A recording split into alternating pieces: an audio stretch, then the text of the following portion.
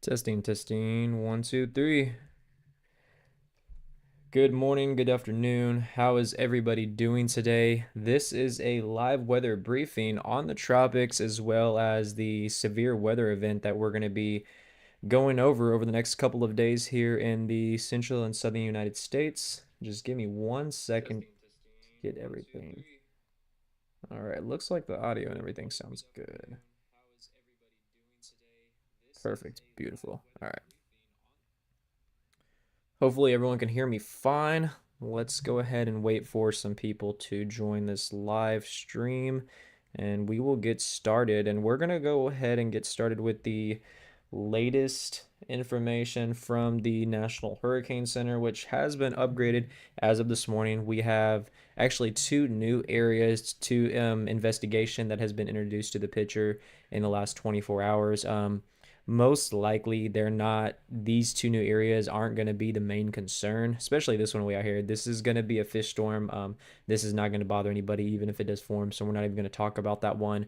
This other area in investigation right now, disturbance 2, only has a 10% chance of tropical development within the next 7 days, but some of the models are hinting at that this could be potentially another dominant storm that could potentially enter the Gulf of Mexico or bring some tropical moisture to Florida. I'm not seeing any major hurricane out of this.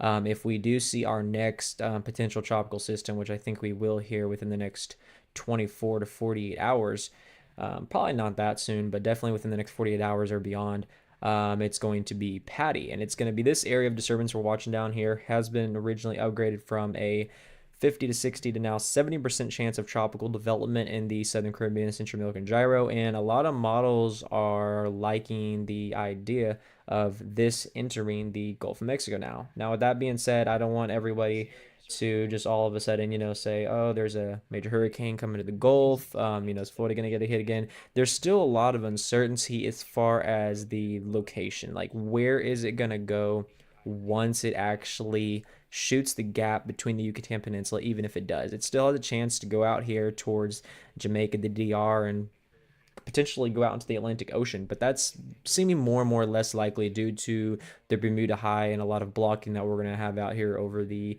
Atlantic Ocean.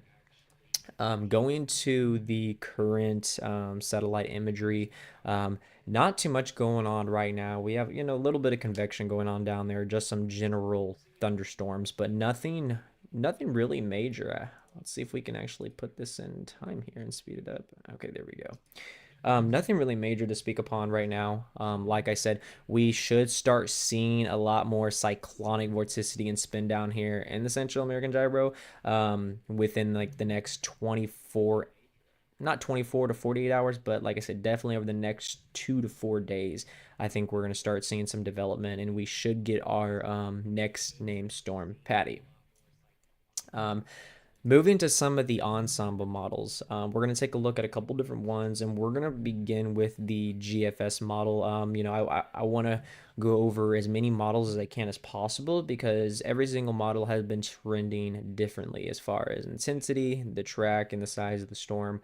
And it's also important to note, like I said, once you get past 100 hours or 120 hours, it gets real wishy-washy. Okay, things really get really sketchy and there's just not a whole lot of confidence and things are most likely going to change.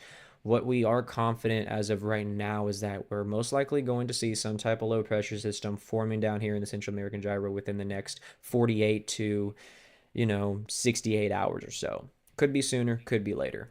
But as we put this in time, we're going to go ahead and look at the GFS model first, beginning with Friday here. And let's see. Let's go back to, I don't think we have the 12Z. Oh, yeah. Okay. So we're going to go back to the previous run, 6Z run. So this is going to be the latest 6Z run, folks. All right. And it likes the idea of some type of low pressure system forming down here in the Southern Caribbean around this Sunday, about 6 in the morning, give or take, late Saturday night into early Sunday morning. The GFS thinks there's going to be some type of low pressure system forming down here in the Southern Caribbean. And it also likes to try to intensify this second area of development that we discussed just north of the Puerto Rico area, which, like I said, I'm not too concerned about that at the moment. Some ensemble models do take this into the Gulf as a weak tropical entity, potentially going into Mexico or curving up towards Florida. But like I said, I repeat, this is not going to be a major hurricane by any means, at least for this entity right now. And we put this in motion, and you can see the latest GFS by Tuesday, November the 5th, has a 993 low pressure system. All right, and this is going to kind of show us a whole bunch of different models. It's not just one set model. This is based on the GEFS. And you can see it's got a low over here, low over here. It kind of depends on where the things the lows are going to form at, right? And as we start pushing this into Wednesday, Thursday, we're going to stop right here. Thursday, November the 7th. It likes the idea of some type of tropical storm, low-grade hurricane entering the Gulf of Mexico. All right. Where it goes after this is still to be decided. It's going to depend on the ridging, the troughs coming down, how fast are the troughs going to be, how strong are they going to be? Is it going to be able to catch it in time and swing it back to Florida? Is it going to lag behind and allow this thing to come right into Louisiana and Alabama? Like I said, still a lot undecided, but the models are trending more and more with the idea of, hey, we think that it's definitely has an opportunity of potentially impacting the main inland of the United States, not just Florida. We take this in time even more. Like I said, this gets real wishy-washy. It kind of sits out there. Here's our other tropical entity that tries to form out here north of Leeward Islands and Puerto Rico. And we put this in time. You'll notice, like, let's stop right here. Sunday, November the 10th. All right, around midnight. Two separate areas where the GFS ensembles think this storm could be, where the center of low pressure could be, how strong it's going to be. One has just off the coast of Florida, and the other one has it still sitting in the Gulf of Mexico as a weak hurricane, high-end tropical storm. All right, we keep pushing this. Mostly all of them actually end up having this thing go into Florida. You've got one down here just doing nonsense, dancing around down there, but eventually it does get picked up by a trough and then it gets pulled to the east. So the trend is all the models it's very hard to get a tropical system this time of the year in the United States for this specific reason, because the fact that we have troughs, cold fronts coming down, high pressure ridging, and it blocks a lot of these tropical entities. So it's basically, I call it the winter wall. The winter tropical wall is what I like to call it. But that is just one model run, obviously one set of ensembles. Let's go ahead and look at the Euro ensemble, the global control member. And this is not really, it doesn't really show us a whole bunch of different ensembles. It just kind of shows us a low pressure system. But again, a whole different model kind of showing us the same idea. Tries to shoot the gap between the Yucatan and Cuba. This one actually goes over the southern Yucatan on Thursday, November the 7th. Gets into the southern Gulf, actually. Southern Gulf just south of Texas near Mexico, and strengthens up into a tropical storm, kind of sits down there and actually ends up getting shunned off to the south by a system. So like I said, it's really going to depend on the strength of the systems. Let's go ahead and take a look at the Canadian model, latest Canadian ensembles. All right, let's push the time frame again. This one likes the idea of having a tropical cyclone forming around, let's say, about Monday, November the 4th, around midnight. It likes the idea of some type of low pressure system down here just to the southwest of Jamaica. We put this in time frame. We're going to stop it right about here. This one is a little bit quicker than the GEFS. All right, it likes the idea of a full-blown hurricane already entering the Gulf of Mexico pretty much by November the 6th. So this is about a day early. So like I said, remember, the timing is going to be everything when it comes to these storms.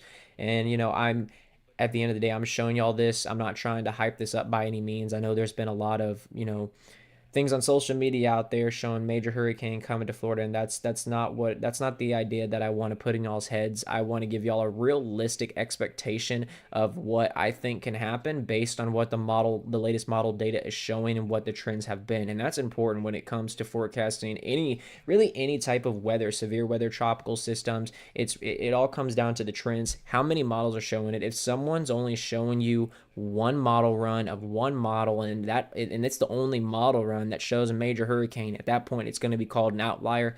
Most likely not going to happen. Now, could it? Sure. I mean, there's always a possibility, but it's not likely at that given time. But like I said, Wednesday, November 6th, 6 a.m.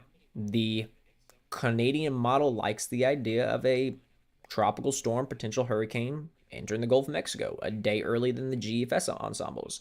We put this in time. Again, you've got your blocking out here, you've got your high, everything circling clockwise around this. So, like I said, that's originally a lot of the models, and I feel like it's been forever since we've been talking about this.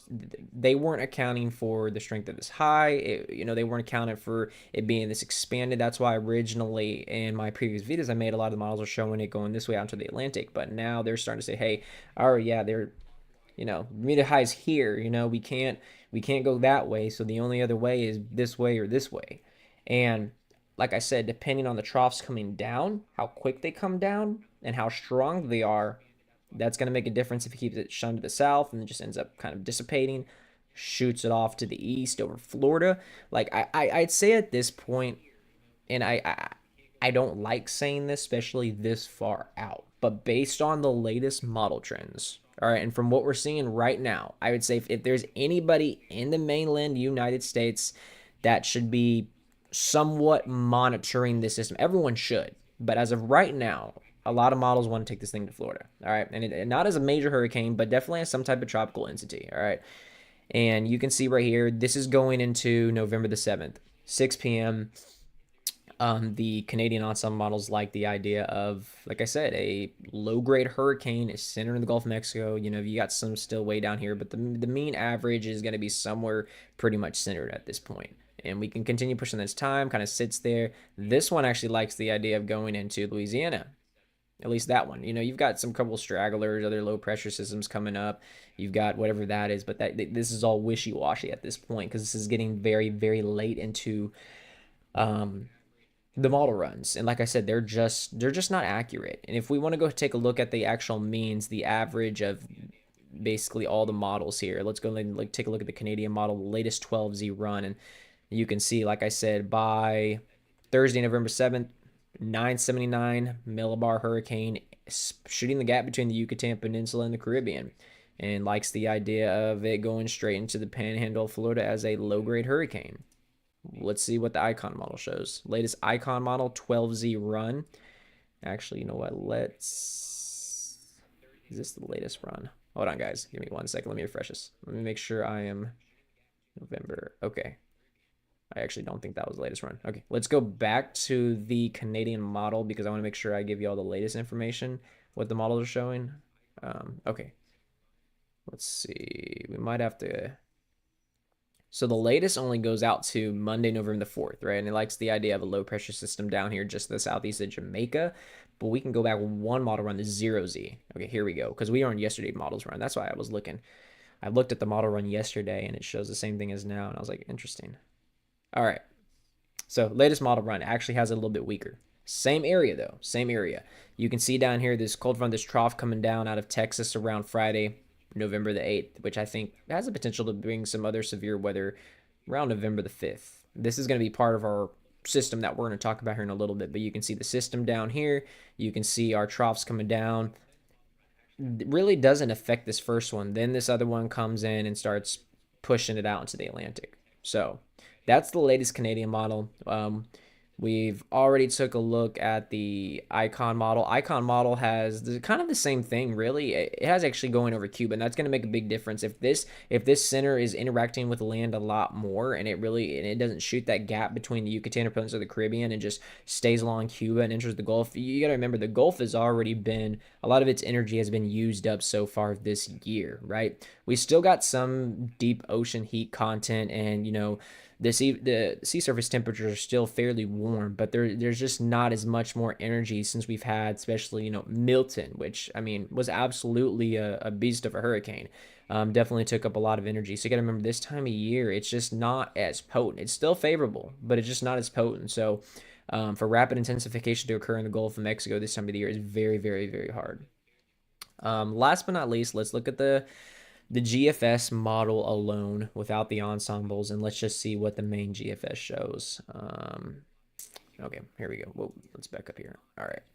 So this is the 12Z run. It only goes out so far. The GFS has always been a little bit a little bit faster, but like I said, the GFS is kind of leaning towards the Icon model a little bit stronger though. It likes the idea of forming down here in the Southern Caribbean, getting swung up just to the east of Jamaica as a probably a Cat 1 hurricane at this point, scraping Cuba, going over Cuba, and pretty much impacting the Florida Keys at this point. And let's go. We can go back one more model run. Here we go. So the last model run was actually weaker. It doesn't even have tropical storm barely. Um, yeah, so it comes into the Gulf. The latest GFS comes in the Gulf. Got another trough, comes down, grabs it, slings it back to Florida. So it's like at this point, I mean, it's almost inevitable. I mean, not saying that we can't see some type of tropical system in Louisiana, Mississippi, or Alabama, but it's just like all things are pointing towards Florida. Unfortunately, I'm sorry, guys. Anybody that's watching from Florida, I know, y'all are tired. Y'all need a break. But yeah, I mean, unfortunately, it's just one of those things that we're going to continue having to monitor because hurricane season is not over until it's over. Um, but let's go ahead and jump to the severe weather aspect. All right, guys, this is going to begin actually with today, really, but today's not really going to be the main event. Today's not going to be anything crazy. I don't expect any tornadoes or anything crazy today. We just have a marginal risk of severe weather way out here in the plateaus, West Texas near Lubbock, going to eastern New Mexico near Roswell. We actually intercepted some severe weather out there. What was it? A couple weeks ago, almost a month ago, coming back from Arizona. They had a flash flood emergency, absolutely took out a lot of stuff down there. So my prayers are definitely with the people of Roswell. Hopefully, y'all have had a easy recovery out there. But this is mainly going to be driven by a 5% damaging wind risk as well as a 5% hail risk. So nothing major. Don't expect anything crazy today. It's not until we get to tomorrow, and this is going to be for Saturday, November the 2nd. We already have a slight risk for areas of the Big Bend area, West Texas out here towards Midland, Big Spring, Sweetwater. And I do suspect that in the next update, they might expand this even more further to the northeast, maybe to Wichita Falls. And this is all going to be driven actually by a 5% tornado probability. And it's going to be for areas of Big Springs, Stanton, Midland, Odessa, going almost all the way down to Fort Stockton, and then a big 2% that encompasses the 5% going up towards Wichita Falls all the way back through Oklahoma City. We'll go over some of the model runs in a minute here for the latest convective allowing outlook to kind of show what they show. But let's go ahead and look at the other threats. We've got our damaging wind threat, just a 5% actually, which I think this will probably be upgraded. Just a 5% they have as of right now. We do have a hatched area, a 10% hatched area for significant hail, potentially all the way up to golf ball to baseball size hail for portions of Midland, Odessa, back towards Big Springs. We have a regular 15% hatched area, and then our 5% hail risk, which goes almost all the way back up to Oklahoma City. Again, I think this will be expanded. We're just going to have to wait and see here. Let's go ahead and see if we can go to our day 3 outlook. Actually, I don't think they have a day 3 out here. Let's see if we can refresh it. Thought they had a day 3. Okay. So I don't see a day 3 outlook on here. Let's go ahead and pull up the latest SPC. Bear with me, guys. I thought I had that other tab pulled up here. Let's go to the latest SPC outlook. Let's see here. Storm Prediction Center. Okay. And come on. All right, Lena, let's just start from scratch. Sorry, guys. Thought I had all the tabs pull up here.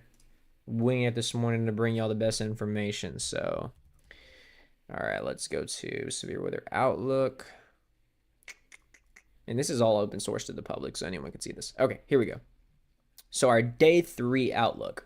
We already have a big slight percent risk actually, stretching all the way from pretty much Midland, Abilene area, almost all the way up to pretty much almost southern Nebraska at this point.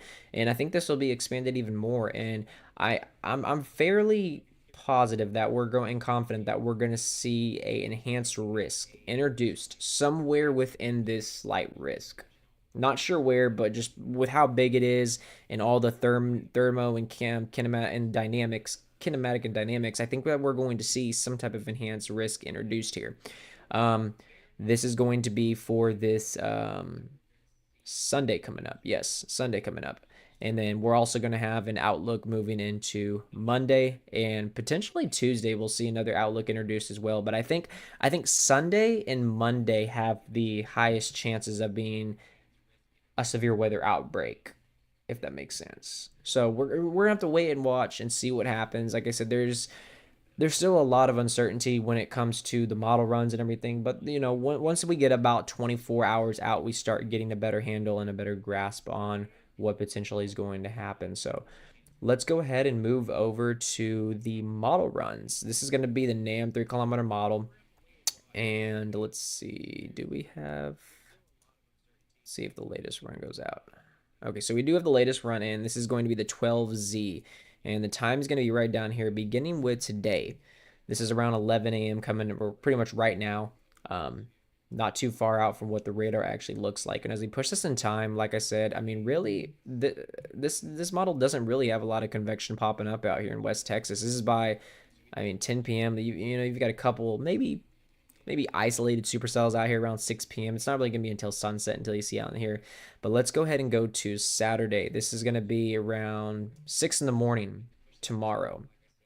A lot of early morning convection is anticipated, but I don't think that's going to be an issue. We're going to have plenty of moisture feed. I think the sun's most likely going to come out. It's going to reheat the atmosphere, and we're going to see initiation refire later in the afternoon. As we put this in time frame here, you'll see right down here where we have that slight risk for Saturday. We're going to really have to watch these individual cells, any discrete cells that can get going down here. This is around 2, 3, 4, 5, 6, 7, 8, 9, 10. Any discrete cells that can get going down here by themselves. This one way down here, maybe these tail end cells down here. It's definitely going to have to something. It's definitely going to be something that we have to watch. As far as going into Sunday, we're not actually. You know what? I think we can go into Sunday just a little bit. Okay. Looks like the newest model run we can. Once we get into Sunday, it's going to be more of a linear line. So it depends on how discrete things can get. That's really going to be the biggest thing. We might have some prefrontal cells out here along this dry line, but it's gonna come down to the atmosphere and individual cells being able to take advantage of the environment around them. So we'll see what happens. I'm going to continue to keep you all up to date, guys. Like I said, this is just a quick live stream. Wanted to go over some stuff. We're going to continue monitoring the system down here in the Southern Caribbean. Like I said, it's at a 70% chance of tropical development within the next 7 days and a 30% chance of tropical development within the next 48 hours. And then we have our other 10% entity over here. I don't think it's going to become of much yet as of right now. So I'll continue to keep you up to date, guys. Like I said, I appreciate y'all watching. If y'all like the video, definitely like it. Don't forget to subscribe for more videos like this. We're definitely going to be, shooting more storm chasing videos and like content, things like that. And, definitely just try to keep you up to date on all modes of severe weather. It means the world to me because without y'all, it definitely, wouldn't be possible, won't be possible. So I appreciate it, guys. I love y'all. Hopefully all of y'all had a safe night last night. I know y'all probably recuperating. So if you don't see this video now, I know y'all will see it later. But I'll be back with another video later on, guys. I appreciate y'all. Y'all take care. Y'all have a good